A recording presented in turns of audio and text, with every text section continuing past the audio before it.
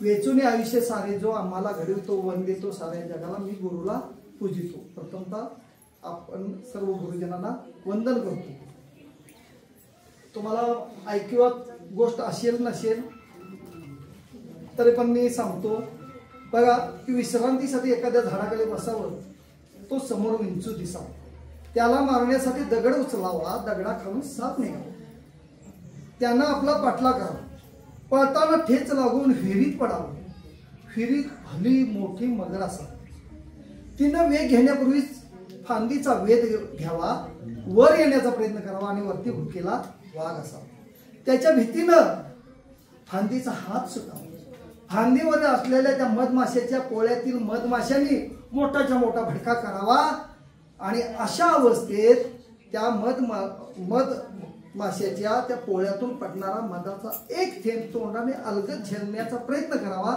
याला जीवन म्हणतात. आणि आजच्या या आनंददायी शनिवारचा हाच उद्देश आहे की आपण जिथं जिथं आपल्याला आनंद मिळेल तो शोधता आला पाहिजे. बघा की आपण काय करतो, आनंदच शोधत नाही. प्रत्येक रडगाणं आपण सांगत असतो. मी आमच्या शाळेतील वातावरण मॅडम, जरी आमच्या मॅडम काय घरातलं काय असेल त्रास होतोय तर इथं शाळेत आल्यानंतर आनंददायी असल्या पाहिजे. आणि मी शाळेत इतकं वातावरण आनंददायी ठेवलंय की काय घरातलं टेन्शन असलं तरी शाळेत त्याच्या डोक्यातून निघून गेलं पाहिजे. असे एक वेगळ्या भूमिकेतून मी सगळ्यांना या ठिकाणी आमच्या स्टाफला वागवण्याचा, त्यांना त्या पद्धतीनं मार्गदर्शन करण्याचा प्रयत्न करतो. तर आपण आपल्या आयुष्यामध्ये आनंद शोधला पाहिजे. प्रत्येक गोष्टीला आनंद असतो, तर आपण आनंद शोधत नाही. आता या आनंददायी शनिवारचा दिवस सांगत असताना यात जे काही उपक्रम आहेत, खूप असे उपक्रम आहेत. साधे साधे प्रसंग मी सांगतो की आम्ही विद्यार्थ्यांना चित्र काढायला देतो आणि विद्यार्थी चित्र काढतात. आणि चित्र काढल्यानंतर बऱ्याच वेळा म्हणतो, अरे हे काय तुझं चित्र बरोबर नाही, हे चुकीचं काढलंस, हे काय असंच पाहिजे तसंच पाहिजे. नाही, आज या आनंददायी शिक्षण जे शनिवार आहे, आता थोडा आनंददायी शिक्षण हा तोंडा शब्द होता, शनिवार शब्द हा नवीन आला. तर या आनंददायी शनिवारमध्ये आपल्याला मुलांच्याकडून चित्र जरी मुलांना काढायला सांगितलं तर मुलांच्याकडून आपल्याला अशी अपेक्षा नाही की असंच चित्र काढायला पाहिजे, असंच मी सांगतोय तसंच नाही. या आनंददायी शिक्षणाचा उद्देश मला सगळे उद्देश माहिती आहे. मी आता पटकन सांगून टाकेन सगळे उद्देश. आनंददायी आणि आनंदाची व्याख्या ती पण मला माहिती आहे. त्याच्यात आता वेळ कमी असल्यामुळे मी ते बऱ्याचशा गोष्टी कमी करायला लागलो. नाहीतर मी अगोदर सांगितलं मला दीड तास तरी पाहिजे होता या विषयावर बोलण्याला, तरी पण थोडक्यात मी बोलण्याचा प्रयत्न करतोय. एक घोडा आहे सर इथं, हा जातो. तर बघा मी एक वर्गातला प्रसंग सांगतो. आमच्या रोडे शाळेमध्ये असताना वर्गातला एक प्रसंग माझा सांगतो. अमोल नावाचा विद्यार्थी माझ्याकडे होता आणि बऱ्याच वेळेला आपल्याला कामं येतात, आता हे द्या ते द्या, अशी प्रत्येक कामं आले की मग आपण काय करतो, विद्यार्थ्यांना हा चित्र काढा रे, ते वाचा रे, हे आपला ठराविक अभ्यास ठरलेला असतो. मुलांना म्हणलं चित्र काढा, मुलांनी चित्र काढलं आणि त्यावेळेला अमोलनं चित्र काढलं होते. जरा मला वेगळं वाटल्यानंतर त्याच्या भावना, त्याची अभिव्यक्ती मला त्या चित्रातून जाणवली.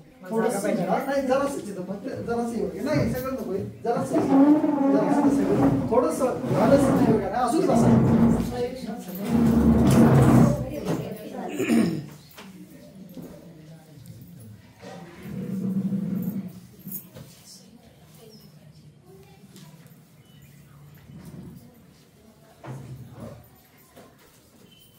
असं त्यांना चित्र काढलं होतं. आणि चित्र काढल्यानंतर त्या मुलाला मी विचारलं, अरे कसलं चित्र म्हटलं. म्हणला सर घराचं. मला ती एक सांगण्याची पद्धत भारी असते, घराचं म्हणलं. म्हणजे छान काढलं चित्र. मग म्हणलं हे कोण रे, हे कोण. मला पप्पा आमचे. हे कोण, मम्मी. हे कोण, माझी दीदी. आणि हे कोण रे, आपण. म्हणलं. आणि म्हणून छान चित्र काढले, तुझे पप्पा आहेत, मम्मी आहे, दीदी आहे, तू आहेस. नाही बाहेर ठोंब्या कोण रे म्हणलो. सर तुम्ही.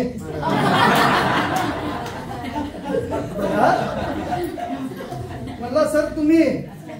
मग म्हणलो अरे तुमचं घर दाखवलं, आई वडील तुझी आई, बहीण आहे, तू आहे आणि सर तुझ्या घरी आले, घराच्या बाहेरच त्या मुलानं जे उत्तर दिलं ना, खरोखर म्हणजे ते अजून माझ्या हृदयात असं ते वाक्य आहे.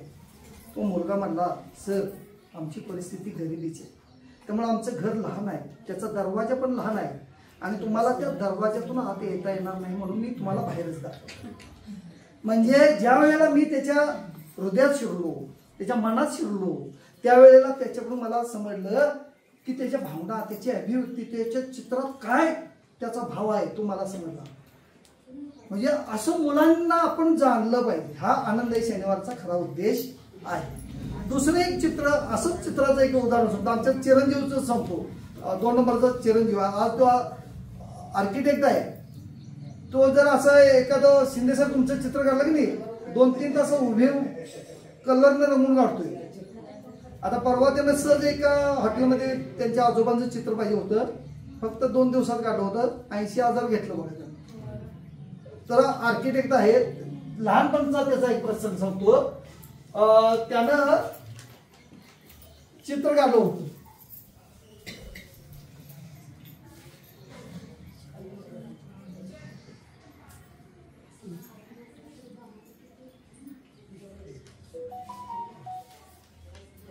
असं चित्र काढलं होतं आणि चित्र काढल्यानंतर काहीतरी वेगळं चित्र आलं की आपण काय ते आता आपण सहज बघतो, चला काय कसले चित्र काढल्यानंतर म्हणलं काहीतरी वेगळं चित्र आहे.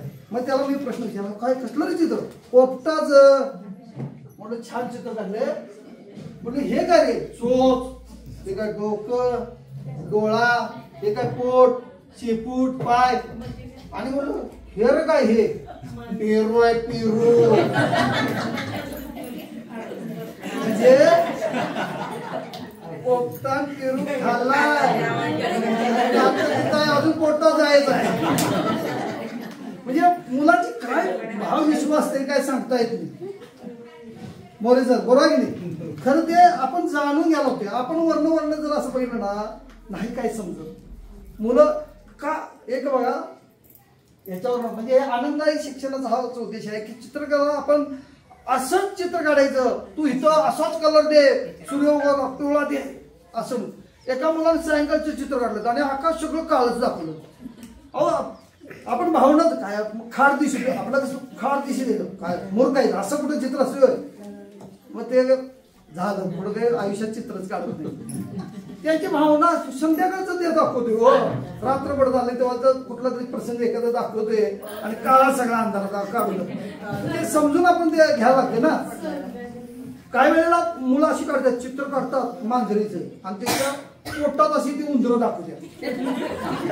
आपण मध्ये दिसतं उंदर वाईट आपण जाणूनच घेत नाही. हो त्याची भाव कल्पना काय ते बाबा बाहेर पारदर्शक अपारदर्शक त्याला काही संकल्पना माहिती नसते. त्याची कल्पना काय खाल्यात ना ती दिसतात. हो पोटात त्याला दिसतात ना, तुम्हाला दिसत नाही. हो तर त्या मुलाला दिसत असतात. त्याला ते प्रश्न खाल्लेले उंदर गेले कुठं? मग पोटातच आहे, तुम्ही ते पोटात दाखवते. हो हे जाणून आपण घेतलं पाहिजे.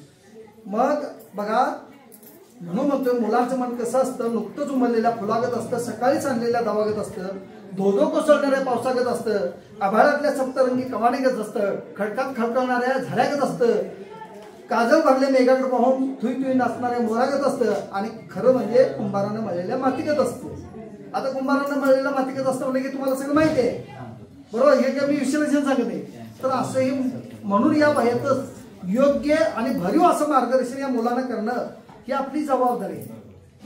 म्हणून मी नेहमी सांगतोय मुलांना हसू द्या, खेळू द्या, हसत खेळत शिकू द्या, गाऊ द्या, नाचू द्या, गात नाचत शिकू द्या, तोडू द्या, जोडू द्या, तोडं जोडं शिकू द्या. बघा आता इथं मी बरंच एक सांगतो, आपली लहान मुलं असतील, आपलं उदाहरण घ्या.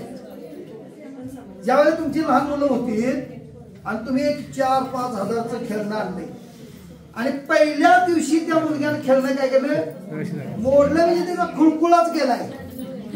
तुम्ही असं म्हणजे ते खाऊन का 5 हजारचं खेळणं आणलंय आणि नालायकानं अर्ध्या तासात खुळखुळा केलाय. तुम्ही त्याच्या पाठीत धमक लावून देऊन खुळखुळा त्याच्या पाठीचा करताय की नाही.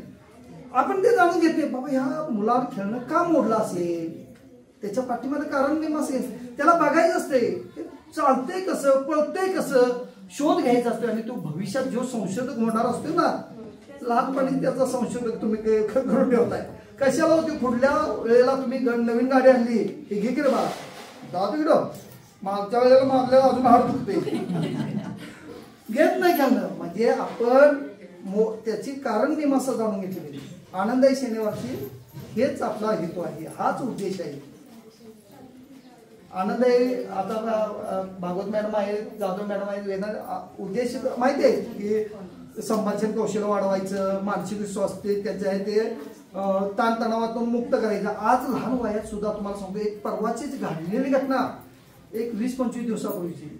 म्हणजे माझा विद्यार्थी आहे, त्या विद्यार्थ्याचा मुलगा, ते पेपरला दुसरी बातमी वेगळ्या पद्धतीने दिली, मला वाटते 2री का 3रीचा मुलगा आत्महत्या त्या मुलग्याने केली. मुलगा पप्पा म्हणले त्याला शाळेला जा आणि अभ्यास कर, तर त्यानं माळ्या जाऊन विष खाऊन आत्महत्या केली. म्हणजे आज अशी प्रवृत्ती आहे. ही प्रवृत्ती जी आहे ही नाहीशी करण्यासाठी आनंदाई शनिवार हा आपल्या अध्यापनामध्ये समाविष्ट केला. आता आनंदाई अध्यापन म्हणजे नुसतं आनंदच काय हो नाही, आनंदाई शनिवार आहे खरं, त्या आनंदातून अध्यापन झालं पाहिजे आपलं, हा मुख्य उद्देश आहे. नवीन राष्ट्रीय शैक्षणिक धोरणाचा उद्देश काय आहे, अध्यापन आपलं झालं पाहिजे. नुसतं आनंद, चला मारा उड्या, चला बेडकं पळा नाही, त्याच्यातून तुम्ही किती अध्ययन अनुभव दिले हे महत्वाचे आहे. अध्ययन अनुभव 2 प्रकारचे असतात, एक प्रत्यक्ष अध्ययन अनुभव आणि अप्रत्यक्ष अध्ययन अनुभव. प्रत्यक्ष अध्ययन अनुभव म्हणजे काय, आपण टीव्हीच्या माध्यमातून देतोय, शैक्षणिक साधनाच्या माध्यमातून देतोय, प्रत्यक्ष पुढे प्रयोग करून दाखवतोय प्रत्यक्ष. आणि अप्रत्यक्ष अध्ययन अनुभव की जे दाखवताच येत नाही, मग त्यावेळेला आपण काय करतो, टीव्हीचा वापर करतोय, बरोबर आहे ना, त्याला अप्रत्यक्ष अध्ययन अनुभव. बरोबर, आता सूर्य किंवा चंद्रावला अध्ययन अनुभव द्यायचा देता येणार काय आहे का, आपण मग टीव्ही किंवा युट्यूबच्या माध्यमातून देतो, अप्रत्यक्ष अध्ययन अनुभव. तर आपणाला असे अध्ययन अनुभव द्यायचे. गेल्या वर्षीचा माझा उपक्रमचा विषय होता क्षेत्रभेटी आणि प्रत्यक्ष कृतीतून अध्ययन अनुभवातून अध्ययन करणे असा विषय होता. तर मला काय सांगायचं होतं, त्या मुलांना मी त्या ठिकाणी मॅडम प्रत्यक्ष भेटीतून कारखान्याला नेले, मी वृद्धाश्रमला मुलं नेली. आता ह्याच्यात विषय बघा, नाती जपणी.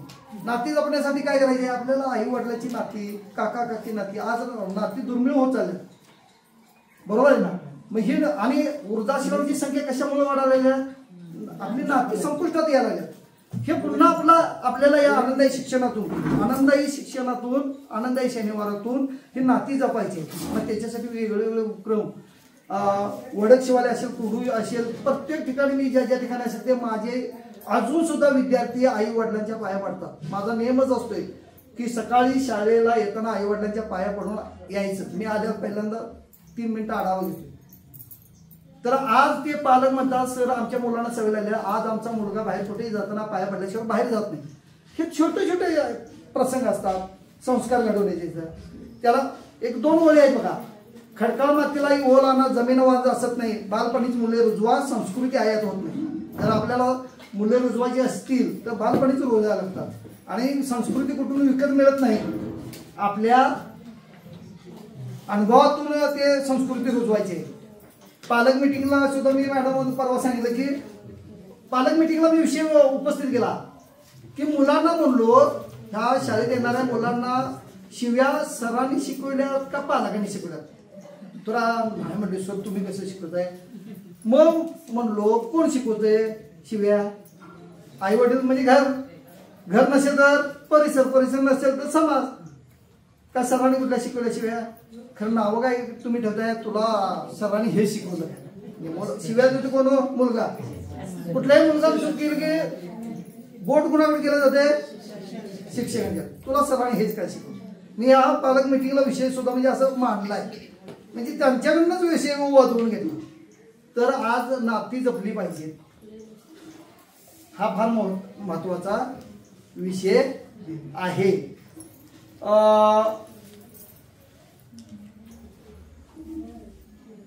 थोडं बोलताना मला मुद्दे थोडंसं लिहून ठेवले, माझे काय नेमकं बोलायचं नाही, तर मी काही तयारी केलेलं नाही प्रत्यक्षात त्या विषयाची.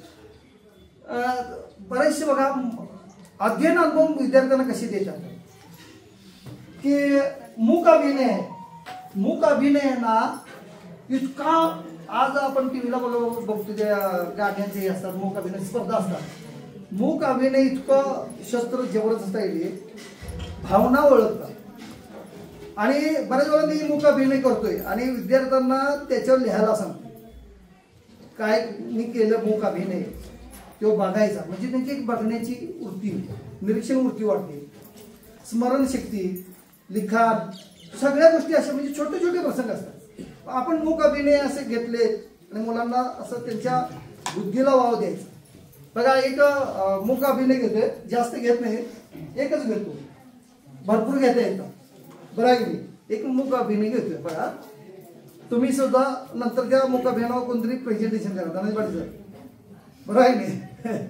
म्हणजे मुलं कशी हे होतात बघा.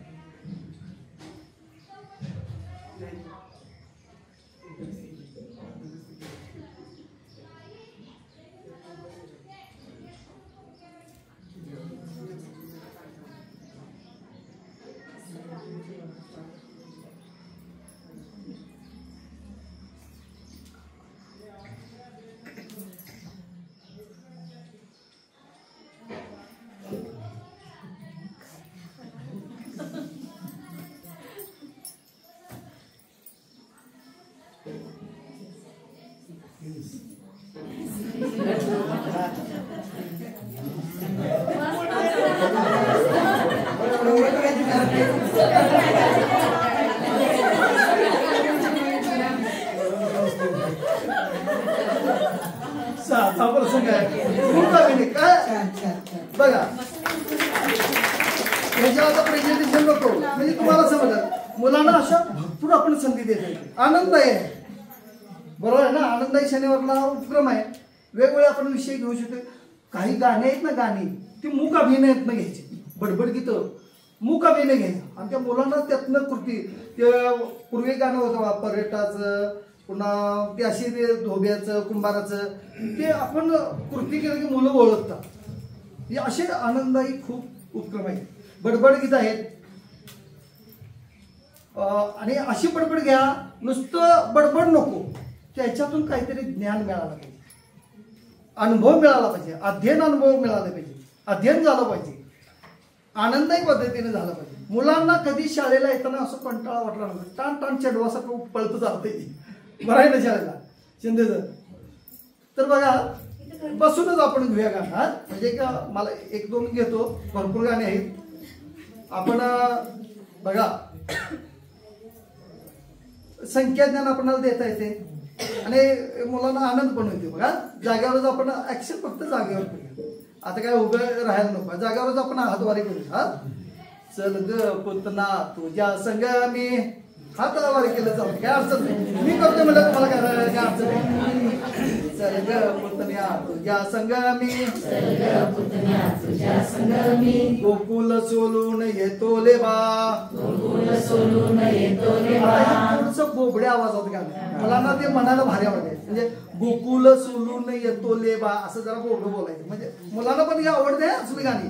गोकुल सोलून येतो ले बा, गोकुल सोलून येतो ले बा, हौसाबाईने केल्या पोल्या, हौसाबाईने केल्या पोल्या, सगळ्यांना दोन दोन दिल्या ले बा, सगळ्यांना दोन दोन दिल्या ले बा, मलाच आलदी दिली ले बा, मलाच आलदी दिली ले बा, मागाय म्हणून गेलो ले बा, मागाय म्हणून गेलो ले बा, सगळ्यांनी मला धल्ला ले बा, सगळ्यांनी मला धल्ला ले बा, थपा थपा थपा थपा मला ले बा, धबा धबा धबा धबा मला ले बा, मुलु मुलु मुलु मुलु लल्लो ले बा, मुलु मुलु मुलु मुलु लल्लो ले बा, चल ग पुतना तुझ्या संग मी, चल ग पुतना तुझ्या संग मी, गोकुल सोडून येतो लेबा, गोकुल सोडून येतो लेबा, हौसाबाईने केल्या चकल्या, हौसाबाईने केल्या चकल्या, सगळ्यांना चाल चाल दिल्या लेबा, सगळ्यांना चाल चाल दिल्या लेबा, मलाच दोन दिल्या लेबा, मलाच दोन दिल्या लेबा, मागाय म्हणून गेलो लेबा, मागाय म्हणून गेलो लेबा, सगळ्यांनी मला धल्ला लेबा, सगळ्यांनी मला धरला लेबा, धबा धबा धबा धबा मारला लेबा, धबा धबा धबा धबा मारला लेबा, दुसऱ्याच्या पाठीत कुंकण बघा, उद्या जाऊन बघा त्या सगळे ते फुडल्याच कुंकण, मुलू मुलू मुलू मुलू लगलो लेबा, मुलू मुलू मुलू मुलू लगलो लेबा, वेगवेगळे पदार्थ घ्यायचं, संख्या वेगळ्या वेगळ्या घ्यायची, चालेल किती मुलांना आनंद येते, संख्या ज्ञान होते. नात्यांचं गाणं सुद्धा बघा, बघा आता बघा, खबडक खबडक बैलगाडी बैलगाडी, गाडीत बसले किती जण म्हणणार, मी दोन बोट केले, तुम्ही गाडीत बसले दोघे जण असं उत्तर द्यायचं. बघा मी म्हणे गाडीत बसले किती जण, गाडीत बसले दोघे, गाडीत बसले दोघे जण, गाडीत बसले तिघे जण, चार असले गाडीत बसले चौघे जण म्हणे. बघूया बघा, बैलगाडी बैलगाडी, बैलगाडी बैलगाडी, बैलगाडी बैलगाडी, बैलगाडी बैलगाडी, गाडीत बसले किती जण, गाडीत बसले दोघे जण, गाडीत बसले किती जण, गाडीत बसले दोघे जण, आईचा भाऊ, आईचा भाऊ, मामाची बायको, बैलगाडी बैलगाडी, बैलगाडी बैलगाडी, गाडीत बसले किती जण, गाडीत बसले चौघे जण, गाडीत बसले किती जण, गाडीत बसले चौघे जण, आता हे वेगवेगळी नाते असेल, वडिलांचे वडील अशी घेऊया, दुसऱ्या चौघांचं नातं घेऊया. वडिलांचे भाऊ, वडिलांचे भाऊ, काकांची बायको, काकांचा मुलगा आणि काकांची मुलगी, अशी संख्येने होते, नाती होते. तुम्हाला भरपूर अशी सगळी, आणि मुलं एवढे आवडीन करतात, खूप असायचं. दुसरं एक गाणं बघा, हुंडा बंदीवर, तुम्हाला आनंददायी पद्धतीने शाळा घेतात, मुलं अशी बेफाम नसतात बघा. कसं आहे, चाली पण अशी त्याला भन्नाट लागतात, म्हणजे त्याला उडत्या चाले असं म्हणतात, म्हणजे अंगात जोश येते, आणि रट्टा चाला मी पोरग रट्टा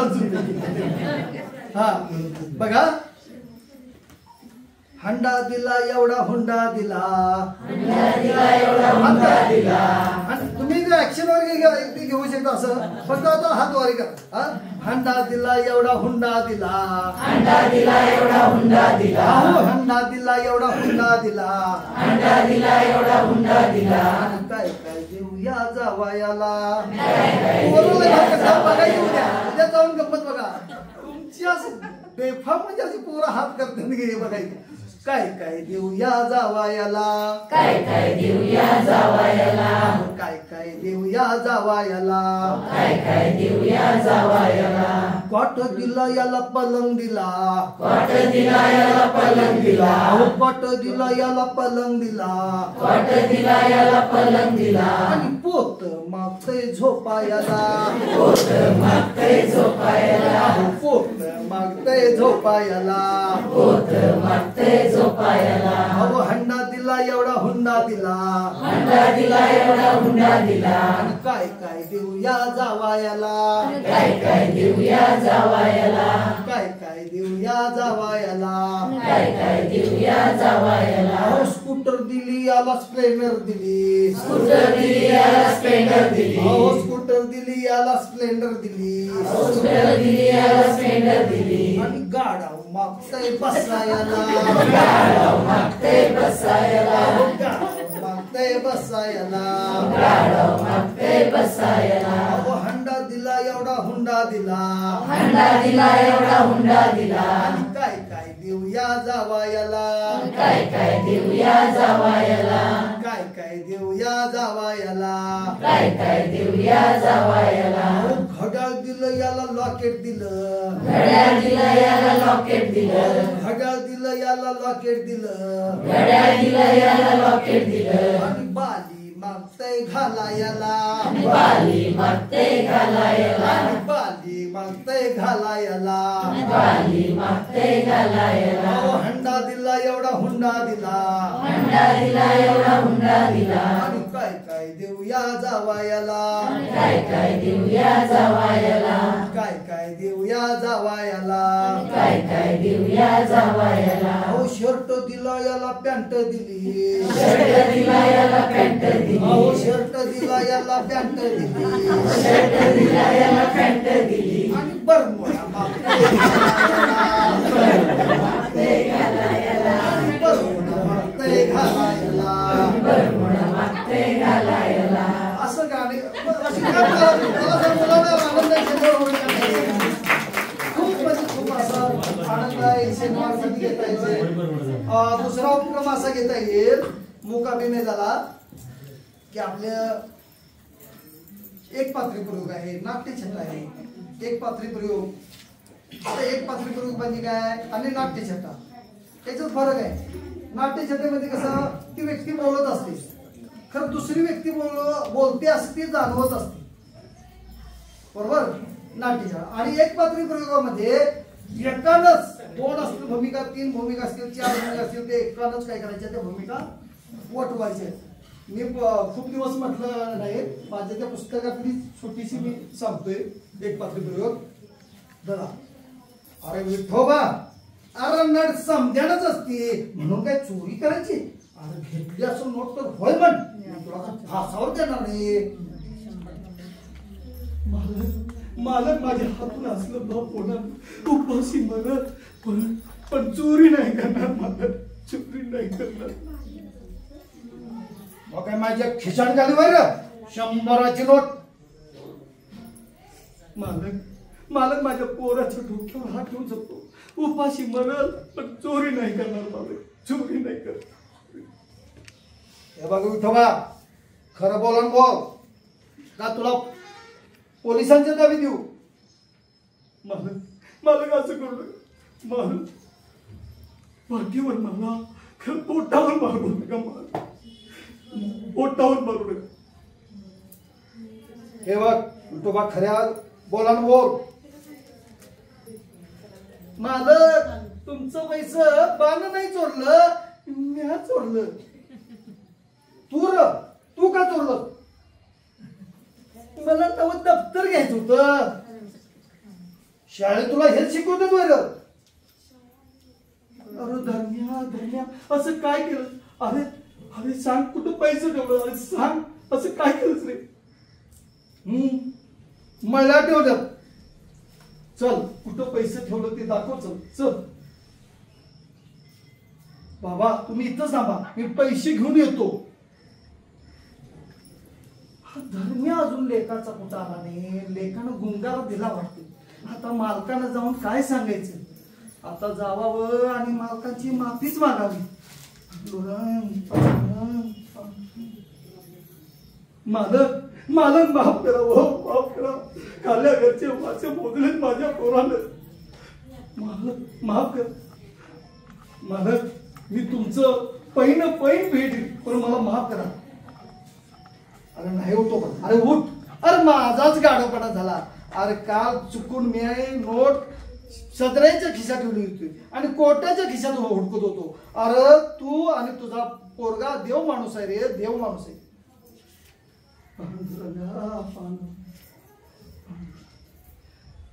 अशा आपल्याला एक पत्री आहे, हा एक पत्री झाला.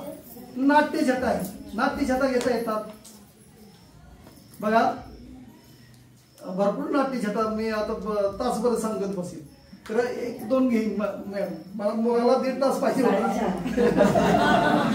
आता तिथं पावभाग झालाय. बरं ठीक आहे, जास्तीत जास्त आटोपण्याचा पर्यंत मला ते सगळे उपक्रम आणि त्या उपक्रमांचं कसं घ्यायचं ते सांगायचं होतं.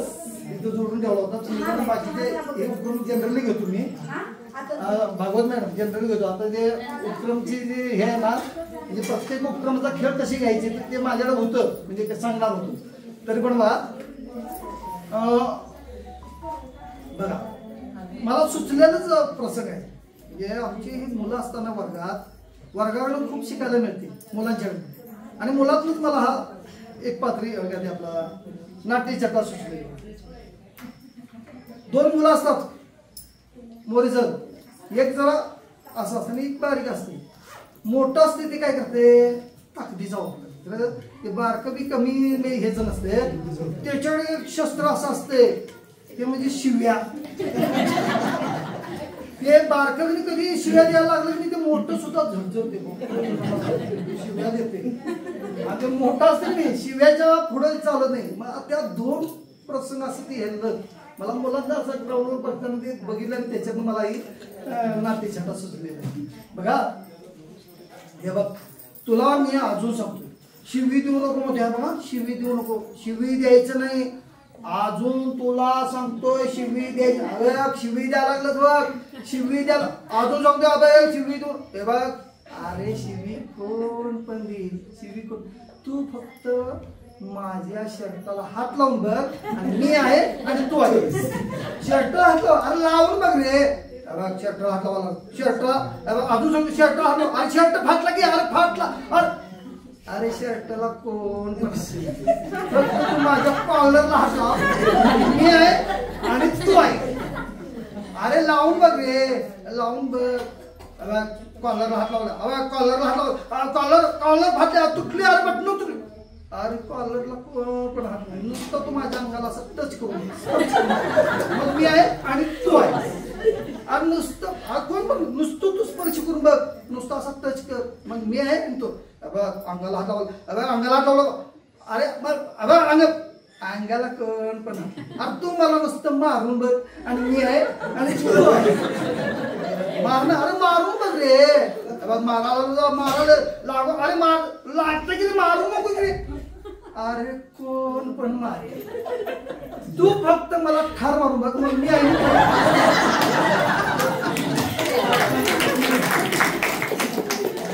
दुसरा एक बघा की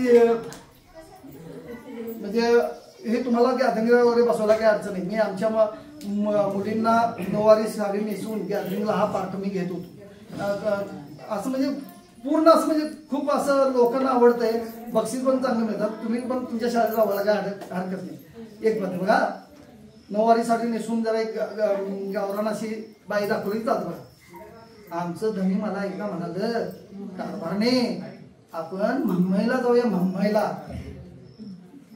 मी धन्याला म्हटलं धनी अहो धनी मला नवल लुगडं कुठं आहे धनी म्हणाल हे व कारभारने नवर लुगडं सुद्धा आणलं या मी म्हटलं धनी तुम्ही किती हो चांगलायसा मग आम्ही मुंबईला जायला गेलो का तिथं त्या स्टेशनवर तिथं एक मोठं धाडधूड धाडधूड धाडधूड करत एक धूळ आलं मी धान्याला म्हटलं धनी अहो धनी याला आणि काय म्हणतात धनी म्हणाल अगं फळे याला रेल्वे म्हणतात रेल्वे मी म्हटलं असं मग आम्ही रेल्वेतनं गेलो की हो मुंबईला तिथं गेल्यानंतर बघते तर काय तुला बाप कुठला आणि बाई कुठली ओळखणच घेऊ या धान्याला म्हटलं धनी अव धनी याला आणि काय म्हणतात धनी म्हणाला अगं खुळे याला फासन म्हणतात फासन मी म्हटलं असं आणि पुढे बघतोय तर काय अगं बाया बाया बाया बाया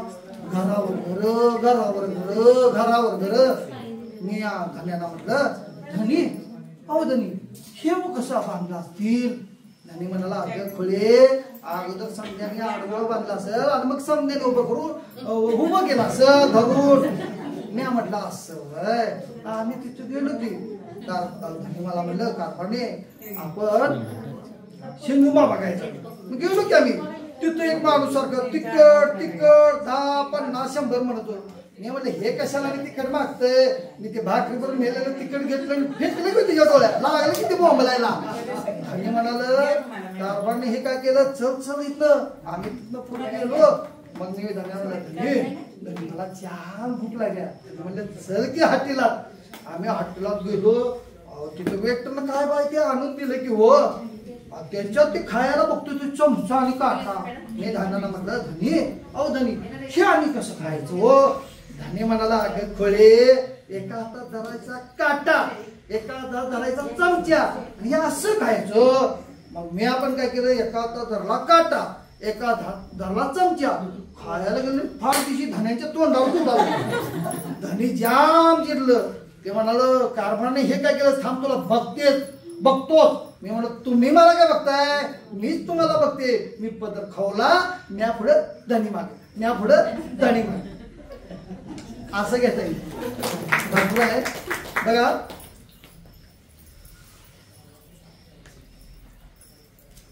म्हणा खुशाल नाटके म्हणा आहेत मी नाटक वर्षभर नुसती नाटक शाळेचं कुठलंही नाटक असलं की मला जाम जेव चढतोय. घसरून पडलो की हसून साजरं करायचं नाटक. पप्पांनी धोपट्याला सुरुवात केली रडायचं नाटक. परीक्षा जवळ आली की अभ्यास करायचं सुद्धा नाटक. तुम्हाला सांगतो आमचे बाजीराव मोरे सर आहेत ना अहो पेपर तपासले नाटकच करतात. अहो काल मला 5 पैकी 7 मार्क देऊन टाकले ती गणिताला.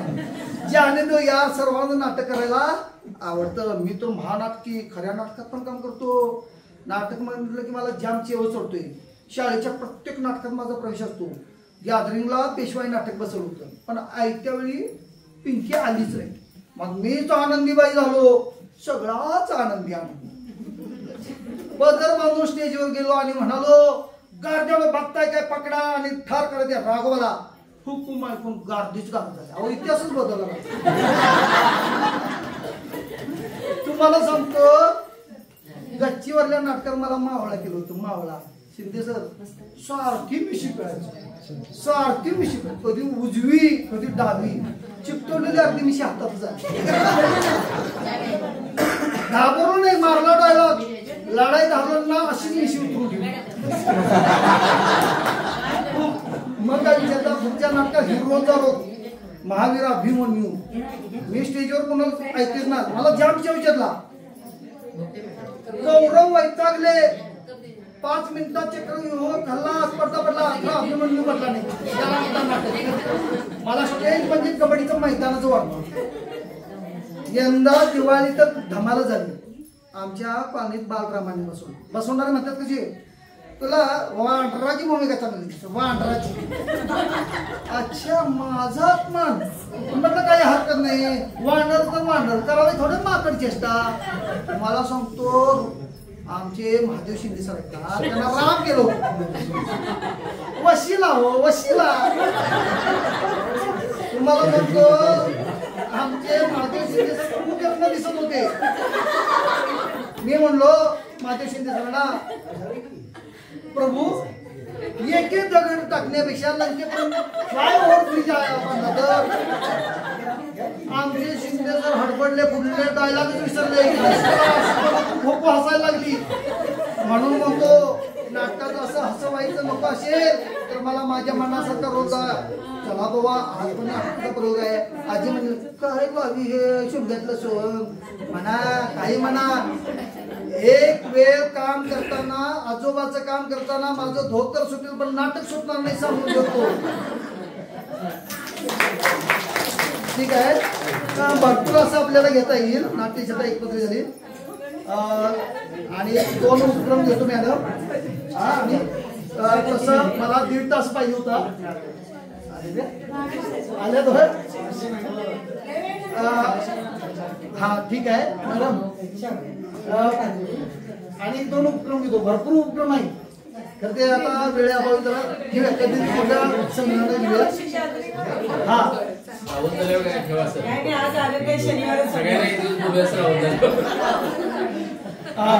तर बघा की नातेसंबंध जे आहे ना म्हणजे आता बरेचसे उपक्रमातलं मी थोडं भाग घ्यायला असेल. भरपूर आहेत मातकामचे आहेत चित्रकलेचे आहेत गाण्यांचे आहेत. तर दुसरा एक उपक्रम नातेसंबंधाचा एक घेतोय मॅडम. बघा ऐका जरा शांत व्हा म्हणजे मला तुम्ही जरा शांतता. आता या मॅडम पाटील मॅडम जरा शांत म्हणजे कसं थोडंसं मला वातावरण पाहिजे ह्या आत्ताच्या प्रसंगाला. झालं असं शूटिंग चालू आहे. हा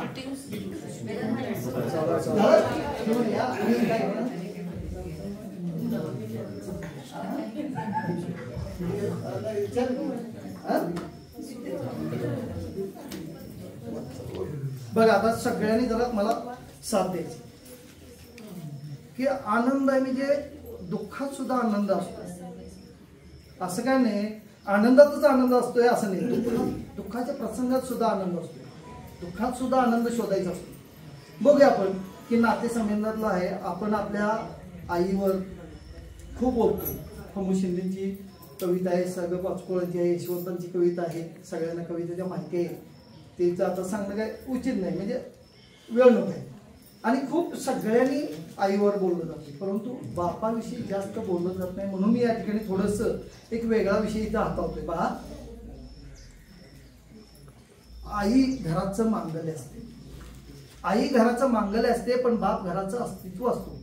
पण घराच्या अस्तित्वाला खरंच आपण कधी समजून घेतलं आहे. वडिलांना महत्व असूनही त्यांच्याविषयी जास्त लिहिलं जात नाही, बोललं जात नाही. कोणताही व्याख्याता आईविषयी बोलत राहतो. संत महात्म्यांनी आईचंच महत्व सांगितलं नाही. देवाधिकाने देखील आईचेच गोडवे द्यायचे. लेखकाने कवीचं आईचं तोंड भरून कौतुक केलेलं आहे. म्हणजे वडिलांना चांगल्या गोष्टींना आईची उपमा दिली जाते पण बापाविषयी जास्त बोललं जात नाही. काही लोकांनी बाप रेखाटला पण तो एक तापट, व्यसनी, मारझोड करणारा. समाजात 1-2% असे बाप असतील पण चांगल्या वडिला बाबत नाही. आईकडे अश्रूंचे पाठ असतात पण बापाकडे संयमाचे घाट असतात. आई रडून मोकळी होते पण सांत्वन वडिलांनाच करावं लागतं. आणि रडणाऱ्यापेक्षा सांत्वन करणाऱ्यावरच जास्त ताण पडतो. कारण ज्योतीपेक्षा समय जास्त तापते ना. पण श्रेय मात्र नेहमी ज्योतीला मिळत राहते. रोजच्या जेवणाची सोय करणारी आई आमच्या लक्षात राहते पण आयुष्याच्या शिदोरीची सोय करणारा आमचा बाप कधीच लक्षात राहत नाही. आई सर्वांसमोर मोकळेपणा रडते पण रात्री उशी तोंड खुपसून रडतो तो बाप. आई रडते पण बापाला रडता येत नाही. स्वतःचा बाप वारला तरी बापाला रडते. कारण बहिणीचा आधार माहीत असतं. पत्नी अर्ध्यावर साथ सोडून गेली तर पोरासाठी अश्रूंना आवड घालावं. जिजाबाईंनी शिवाजी घडवला असं अवश्य म्हणावं पण त्याच वेळेला शहाजी राजांची होणारी ओढाताण सुद्धा लक्षात घ्यावी. देवकीचं यशोदेचं कौतुक अवश्य करावं पण पुरातून श्रीकृष्णाला डोक्यावर घेऊन जाणारा श्रीकृष्ण सुद्धा लक्षात ठेवा. वासुदेव सुद्धा लक्षात ठेवा. राम हा कौशल्याचा अवश्य पुत्र असेल पण पुत्रवियोगाने तडफडून मरण पावला तो पिता दशरथ होता. वडिलांच्या टाचात झिजलेल्या चपलाकडे बघितलं की त्यांचं प्रेम कळतं. त्यांची फाटकी बनीन बघितली की कळतं की आमच्या नशिबाची भूक त्यांच्या बनियानला लागली. त्यांचा दाढी वाढलेला चेहरा त्यांची काठ कसर दाखवतो. पोरीला गाऊन घेतील, पोराला 3/4 घेतील पण स्वतः मात्र जुनी पॅन्ट वापरायला.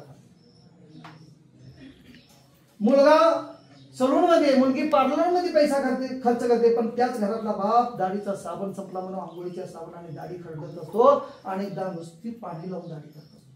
कोणताही बाप आजारी पडला तरी पटकन दवाखान्यात जात नाही. तो आजाराला मुळीच घाबरत नाही. परंतु डॉक्टर एखादा महिना आराम करायला लावतील याची त्याला भीती वाटते. त्यातून पोरीचं लग्न, पोराचं शिक्षण बाकी असतं. घरात कोणतंच उत्पन्नाचं साधन नसतं, ऐकत नसते तरी पोराला मेडिकल इंजिनिअरिंगला प्रवेश मिळून दिला जातो. ओढतान सण करून त्या मुलाला दर महिन्याला पैसे पाठवले जातात. पण सगळी नाही, काही मुलं अशी असतात की जे तारखेला पैसे येतात मित्रांना परमिट रूम मध्ये पार्ट्या देतात आणि ज्या बापाने पैसे पाठवले त्या बापाची टिंगल करतात आणि एकमेकाच्या बापाच्या नावाने एकमेकाला हाका मारतात. आई घराचं मांगल्य असेल पण बाप घराचं अस्तित्व असतो. ज्या घरात बाप आहे त्या घराकडे वाईट नजरेने कोणी बघू शकत नाही. कारण घरातला कर्ता जिवंत असतो. तो जरी काही करत नसला तरी तो त्या पदावर असतो आणि घरच्यांचं कर्म बघत असतो, सांभाळत असतो. कोणाला मुलगा होणं टाळता येत नाही पण बाप होणं टाळता येतं. पण बाप कधीच बाप होणं टाळत नाही. आईच्या असण्याला अथवा आईच्या होण्याला बापामुळे अर्थ राहतो. कोणत्याही परीक्षेचा निकाल लागल्यावर आई जवळची वाटते कारण ती जवळ येते, कवटाळते प्रेम करते, पण गुपचूप जाऊन पेढ्याचा पुढा आणणारा बाप कोणाच्या लक्षात राहत नाही. पैलटकरांचं खूप खूप कौतुक होतं, पण हॉस्पिटलच्या आवारात अस्वस्थपणे वावरणारे त्या बापाची कुणीच दखल घेत नाही. चटका लागला, ठेच लागली, फटका बसला तर ऐक हा शब्द बाहेर पडतो. पण हायवेला रस्ता क्रॉस करताना एखादा ट्रक जवळ येऊन अचानक ब्रेक लागतो तेव्हा बापरे हा शब्द बाहेर पडतो. कारण छोट्या संकटासाठी आई चालते, पण मोठमोठी वादळ करताना बापच आठवतो. घरातल्या कुठल्याही मंगल प्रसंगी घरातली सर्व मंडळी जातात, पण मैताच्या प्रसंगी जावे लागते ते फक्त बापाला. कोणताही बाप श्रीमंत मुलीच्या घरी जास्त जात नाही, पण गरीब लेकीच्या घरी उभ्या उभ्या का होईना चक्कर मारतो. तरुण मुलगा घरी उशिरा येतो तेव्हा त्याच्या आईने तर बापच जागा असतो. मुलाच्या नोकरीसाठी साहेबापुढे लाचार होणारा बाप, मुलीच्या स्थळासाठी उंबरटे झिजवणारा बाप, घरच्यांसाठी स्वतःच्या वेता धडपणारा बाप खरंच किती ग्रेट असतो. वडिलांचं खरं महत्व कोणाला घडतं. लहानपणीच वडील गेल्यावर अनेक जबाबदाऱ्या खूप लवकर पेलावं लागतात, ज्यांना एक एका वस्तूसाठी तरसावं लागतं. त्यांना वडिलांना खऱ्या अर्थाने समजून घेते की म्हणजे त्या घराची मुलगी. सासरी गेलेल्या किंवा घरापासून दूर असलेल्या मुलीला बापाची फोनवर बोलताना त्यांचा बदललेला आवाज एका क्षणात कळतो आणि मग ते अनेक प्रश्न विचारते. कोणतीही मुलगी स्वतःच्या इच्छा बाजूला ठेवून बापाच्या इच्छेखातर बोलावर करते, कारण मुलगी बापाला जाणते, जपते, इतरांनी देखील आपल्याला जाणावं इतकीच प्रत्येक बापाची अपेक्षा असते. नाट्यसंबंध आपण शेंडगे सर होतं मी शेंडगे सरांच्या वर्गातच मुलं 2 तास खेळून होती. अक्षरशः मॅडम मुलं रडली, खरोखर रडली. मला पण नंतर ह्याला होती मुलं रडायला लागली, सगळी अशी मुलं रडत होती. आपण आई वडिलांचं प्रेम किंवा जे नाते आहेत हे अशा वेगवेगळ्या प्रसंगातून मी मुलांना वृद्धाश्रमाला नेली.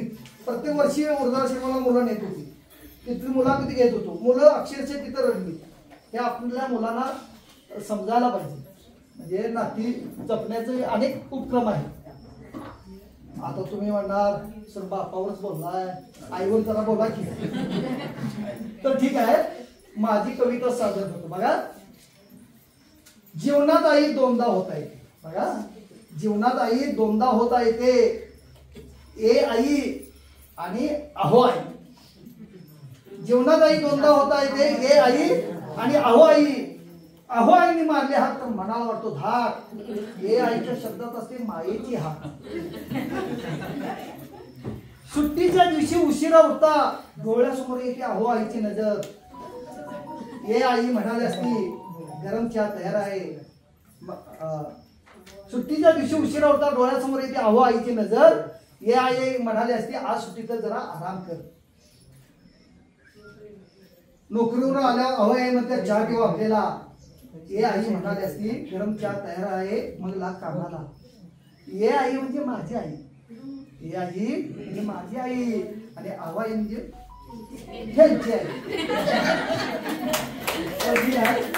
विनोदाचा भाग तुझ्यात आहे.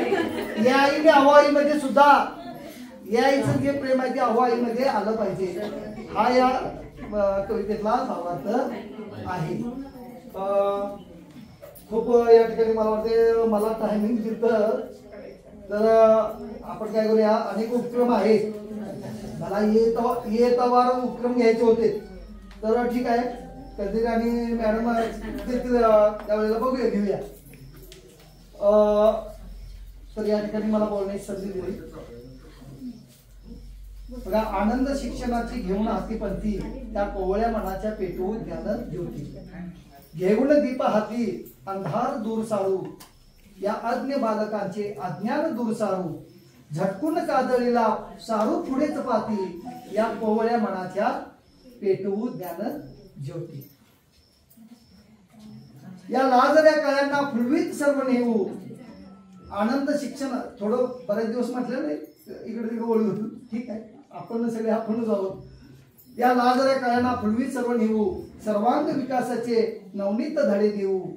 सामर्थ्य हे उद्याची घडवून नवीन क्रांती या कोवळ्या मनाच्या पेटवून त्या नदीत टाकतो. ही फार मोठी कविता आहे आणि 2 अंतर आहे, एवढी बंद करतो. ठीक आहे. तर म्हणून आज दिसणारी लहान रोपटे उद्या होतील वृक्ष मोठे, देतील आपण शीतल छाया, घालून पाणी करूया त्यांच्यावर माया. शोभा येईल शाळेच्या अंगणा, जीव ओतून करू त्यांची जोपासना. म्हणून कळ्यांना फुलवायचंय, अंकुरांना फुलवायचंय, चिमुकल्या अंकुरांना जपायचंय, कळ्यांना फुलवायचंय, चिमुकल्या पंखांना आनंद आकार द्यायचे. कालचे जर आज नाही, आजचे उद्या असणार नाही, काळ क्षमा करणार नाही. गुरुमंत्राने मुलातून माणूस घडवायचा आहे, चिमुकल्या पंखांना आनंद आकार द्यायचे. आजवर घेतलेले भर भरून देऊ, जमविलेले जमा करून देऊ, देण्याचे आनंद लोटायचे, चिमुकल्या पंखांना आनंद आकाश द्यायचे. आणखी एक मी तुम्हाला सांगतो की गाय आपल्या वासराला केवळ पाळणा सोडून थांबत नाही, तर मातीतून सामर्थ्य म्हणजे मातीत नांगरण्याचं सामर्थ्य ती आपल्या पिल्लाला देत असते. पक्षी आपल्या पिल्लांना फक्त चारा भरून थांबत नाही, तर आकाशात उंच भरारी करण्याचं गळ त्यांच्या पंखांना देत असते. आणि कांगारू आपल्या शावकाला फक्त पोटाशी धरून ठेवत नाही, तर जीवन किती गतिमान आहे याचा प्रत्येक देत असते. आपणही आपला विद्यार्थी जो घडवायचा आहे तो मातीतून सोनं पिकवणारा, आकाशात उंच भरारी घेणारा आणि गतिमान जीवनाचा प्रत्येक घेणारा असा विद्यार्थी घडवायचा आहे. हे आपण कार्य आपण सर्व शिक्षक बंधू आपण सर्व प्रामाणिकपणे करूया, एवढी मी या ठिकाणी अपेक्षा व्यक्त करतो आणि माझं मनोगत थांबवतो. धन्यवाद.